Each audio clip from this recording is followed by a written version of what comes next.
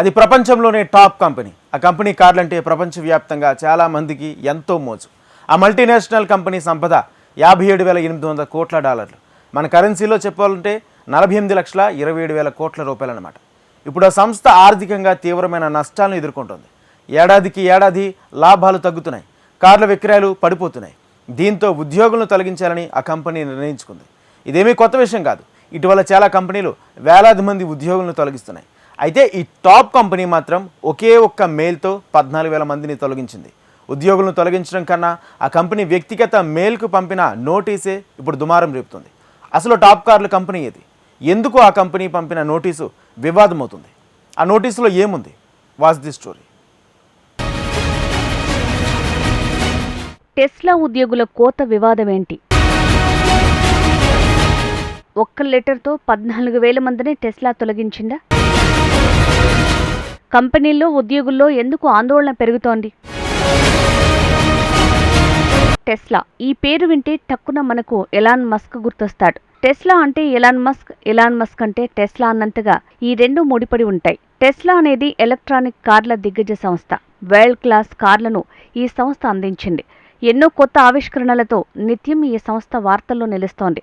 సంస్థలో పనిచేసే ఉద్యోగులను ఎలా తొలగించకూడదో ఇప్పుడు అదే టెస్లా సంస్థ పాఠాలు చెప్తోంది. ఈ ఎలక్ట్రిక్ కార్ల సంస్థ ఆర్థికంగా ఇబ్బందులు పడుతోంది. కొన్నేళ్లుగా తీవ్ర నష్టాలను మూటగట్టుకుంటోంది. కార్ల విక్రయాలు పడిపోతున్నాయి. ఏటికేడు 55% లాభాలు తగ్గుతున్నాయి. అంతర్జాతీయంగా ఎలక్ట్రానిక్ వాహనాలకు డిమాండ్ క్షీణిస్తోంది. ఈ నేపథ్యంలోనే టెస్లా కూడా రోజురోజుకు కుంగిపోతోంది. ఈ క్రమంలో అంతర్జాతీయంగా 10% మంది ఉద్యోగులను తొలగించాలని టెస్లా నిర్ణయించుకుంది. 10% మంది అంటే ఆ సంఖ్య తక్కువేం కాదు, 14,000 మంది ఉద్యోగులు. ఈ తొలగింపుల ప్రక్రియ ఈ ఏడాది ఏప్రిల్ నుంచి మొదలైంది. టెస్లా ఉద్యోగుల కోత ఇప్పుడు 4వ వారానికి చేరింది. పలువురు ఉద్యోగులు గత వారం తొలగింపుల నోటీసులను అందుకున్నారు. ఈ టెర్మినేషన్ ఈమెయిల్ డియర్ ఎంప్లాయీ అనే పదంతో మొదలవుతుంది. అంటే సదరు ఉద్యోగి పేరు అందులో ఉండదు. నోటీసులో పేర్కొన్న భాష వ్యక్తిగత గౌరవాన్ని కించపరిచేలా ఉంది. టెస్లా కంపెనీ మొత్తం సంపద $57,800 కోట్ల. అంత టాప్ కంపెనీలో ఉద్యోగులకు ఈమెయిల్ ఎలా రాయాలో తెలియకపోవటం శోచనీయం. చిన్నారులు హోంవర్క్లో రాసే లెటర్ కంటే అధ్వానంగా టెస్లా నోటీసును రాశారు. మాజీ ఉద్యోగులంతా ఆ లెటర్ను చూసి షాక్ అవుతున్నారు. చాలామంది ఇప్పుడు ఆ నోటీసులను సోషల్ మీడియాలో పోస్ట్ చేస్తున్నారు. సింగిల్ మెయిల్తో తమను టెస్లా ఎలా తొలగించిందో చూడండి అంటూ వారు విమర్శలు గుప్పిస్తున్నారు. నిజానికి ఇది ఉద్యోగుల తొలగింపునకు సంబంధించిన ఆందోళన ఎంతమాత్రమూ కాదు. ఎందుకంటే రోజురోజుకు కంపెనీలోని టీంలు పలుచనవుతున్నాయి. అంటే టీమ్స్లో ఉద్యోగులు తగ్గుతున్నారు. త్వరలో తమ పరిస్థితి కూడా అంతే అని వారికి తెలుసు. అయితే ఉద్యోగులను తొలగించే విధానంలో టెస్లా అనుసరిస్తున్న విధానమే దారుణంగా ఉంటోంది. ఇప్పటివరకు ఏ కంపెనీ వ్యవహరించని దారుణమైన పద్ధతులను టెస్లా పాటిస్తోంది. ముందుగా ఉద్యోగుల లాగిన్లను స్తంభింపజేస్తారు. వారిని కంపెనీ నుంచి తొలగించినట్టు వ్యక్తిగత ఈమెయిల్స్కి పంపుతున్నారు. చాలామంది ఉద్యోగులు కార్యాలయాల్లోకి వెళ్లడాన్ని సెక్యూరిటీ అధికారులు అడ్డుకోవడంతో తమను తొలగించినట్టు గుర్తిస్తున్నారు. ఇది అత్యంత బాధాకరమైన విషయం. నిజానికి ఇది కూడా పెరుగుతున్న ట్రెండ్లో ఓ భాగం. 2024లో ఇప్పటి వరకు కేవలం 4 నెలలు మాత్రమే పూర్తయ్యాయి. కానీ ఇప్పటికే ప్రపంచవ్యాప్తంగా 6 లక్షల మంది ఉద్యోగులను ఆయా కంపెనీలు తొలగించినట్టు నివేదికలు చెప్తున్నాయి. ఉద్యోగులను పెద్ద మొత్తంలో కంపెనీలు తొలగించడం నిత్యకృత్యంగా మారుతోంది. ఎప్పుడు ఎవరికి టర్మినేషన్ నోటీసు వస్తుందోనని తెలియని పరిస్థితుల్లోకి ఉద్యోగులు నెట్టబడ్డారు. అయితే ఈ తొలగింపుల ప్రక్రియ ఎలా ఉంటుందనేదే ఇప్పుడు అసలు ప్రశ్న. ఈ ఏడాది ఎడ్యుకేషనల్ టెక్ కంపెనీ బైజూస్ 500 మంది ఉద్యోగులను ఫోన్ కాల్స్, ఈమెయిల్స్ ద్వారా తొలగించింది.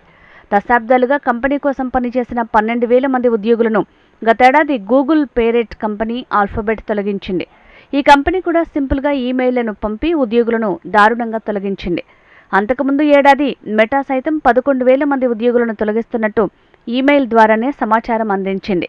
ప్రపంచవ్యాప్తంగా ఉన్న కంపెనీలన్నీ ఇప్పుడు ఇలాగే వ్యవహరిస్తున్నాయి. ఉద్యోగుల తొలగింపులను కూడా ఆన్లైన్ మయం చేశారు. కానీ ఉద్యోగుల తొలగింపు ప్రక్రియ అన్నది నిజమైంది, పైగా వ్యక్తిగతమైంది. ఒకేసారి ఎక్కువ మందిని తొలగించడానికి ఇదే సరైన మార్గమని ఆయా సంస్థలు భావిస్తున్నాయి. వ్యక్తిగతంగా ఉద్యోగులకు సమాచారం అందించడం ప్రమాదకరమైన, క్లిష్టతరమైన విషయం. వ్యక్తిగతంగా సమాచారం ఇస్తే అంతర్గతంగా ఉండే వ్యవస్థల తొలగింపునకు గురైన వ్యక్తులు ప్రభావితం చేస్తారని సంస్థలు చెప్తున్నాయి. లేదంటే ఆఫీసులో దాడికి దిగే ముప్పు ఉందని కంపెనీలు భావిస్తున్నాయి. అంతేకాకుండా ఒకేసారి ఎక్కువ మంది ఉద్యోగులను తొలగించి వారందరినీ సమన్వయం చేయటం కూడా కష్టమని కంపెనీలు వెల్లడిస్తున్నాయి.